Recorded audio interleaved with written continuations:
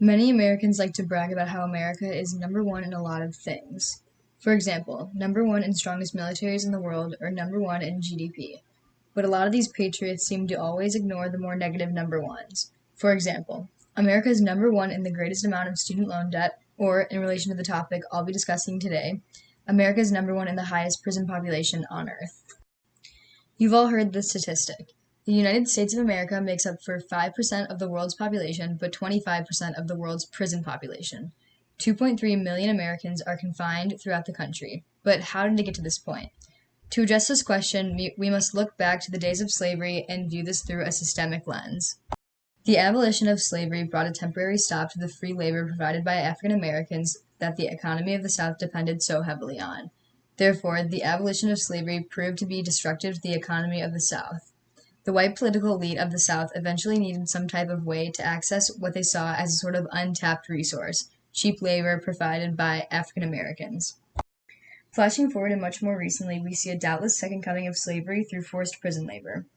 According to ILO, the international definition for forced labor is all work or service which is exacted from any person under the threat of a penalty and for which the person has not offered himself or herself voluntarily. To this day, companies such as Victoria's Secret, Walmart, and Whole Foods utilize prison labor because of how cheap it is. To relate it to my viewers who are in Tucson for school, according to AZ Central, the starting pay for jobs overseen by the Arizona Correctional Industries ranges from 10 cents to 23 cents an hour. This occurs because, according to Freedom United, the 13th Amendment shockingly permits slavery as a punishment for crime. Because of how cheap prison labor is, the white political elite did what they could in their power to arrest African Americans for extremely minor crimes such as homelessness and loitering. And so came the first major wave of mass incarcerated black people. This leads me to another major event that has led to the number of incarcerated people in America, the war on drugs. Richard Nixon declared that the most menacing threat to Americans was dangerous drugs, and instead of viewing America's drug problem as a health issue, he viewed it as a crime issue. White Americans loved the idea of cracking down on crime and law and order. Sound familiar? With this, millions of Americans were serving time for very low-level offenses such as marijuana.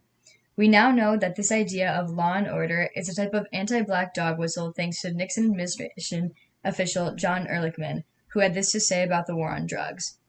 You want to know what this was really all about? The Nixon campaign in 1968 and the Nixon White House after that had two enemies, the anti-war left and black people. You understand what I'm saying? We knew we couldn't make it illegal to be either against the war or black, but by getting the public to associate the hippies with marijuana and blacks with heroin, and then criminalizing both heavily, we could disrupt those communities. We could arrest their leaders, raid their homes, break their meetings, and vilify them night after night on the evening news. Did we know we were lying about the drugs? Of course we did. With Ronald Reagan's presidency, we see a blatant target on the backs of the black people of America, with more strict punishments for possession of cocaine in the form of crack cocaine and less strict punishments when it came to the possession of powder cocaine. Powder cocaine was more expensive and used more in suburbs that were predominantly white, whereas crack cocaine was cheaper and was used in predominantly black neighborhoods. What I've been explaining is ways in which people of power got black people into the prison system, but there have also been ways that white people of power have gotten black people to stay in the prison system. For example, the three strikes and you're out law imposed by Bill Clinton. The purpose of this law was to keep criminals off the streets by convicting people for life after a violent offense if the person has already been previously convicted of two more minor offenses. Although violent crimes include murder and kidnapping, the three strikes law also considers any defense punishable by 10 years in prison to count as a violent crime worth the punishment of the three strikes law.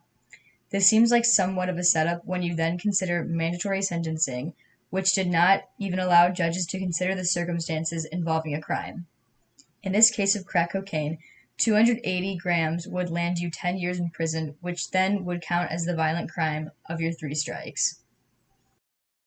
On top of this, some states imposed a truth in sentencing law that made sure to keep people in prison for at least 85% of their sentence, which according to the Michigan Department of Corrections, eliminates disciplinary credits, good time, and corrections centers for certain offenders that requires offenders to serve the entire minimum sentencing in prison prior to being considered for patrol. In addition to these laws put in place to keep people in prison, concepts such as cash bail also do the job. Cash bail favors the wealthy and leaves poor Americans stranded. Cash bail is one of the reasons why 74% of people being held by jails are not convicted of any crime, according to Prison Policy Initiative 2020. The vicious cycle of the prison system does not stop there. This type of discrimination and racism is systemic or institutionalized, meaning that it is embedded as normal practice within society or an organization, according to Wikipedia. We see systemic racism within mass incarceration through issues such as the overpolicing of less wealthy black neighborhoods. We must also consider how once you become a convict, you are no longer eligible for things like welfare, student loans, public housing, and food stamps. I'm aware of how dark this subject is, but this is the reality of our prison system in America. I believe there is still hope, though.